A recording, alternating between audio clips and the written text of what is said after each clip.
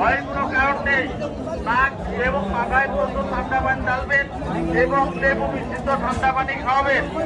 অতি দ্রুত নাক মুখ দিয়ে রক্তক্ষরণ বন্ধ হয়ে যাইবে।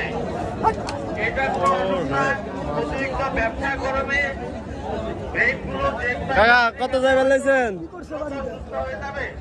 এতে ভয়ের কোনো কারণ নেই। এটা কোনো অনুষ্ঠান, এটা কোনো সমস্যা না। কত যাইতেছেন? কত? 5.5।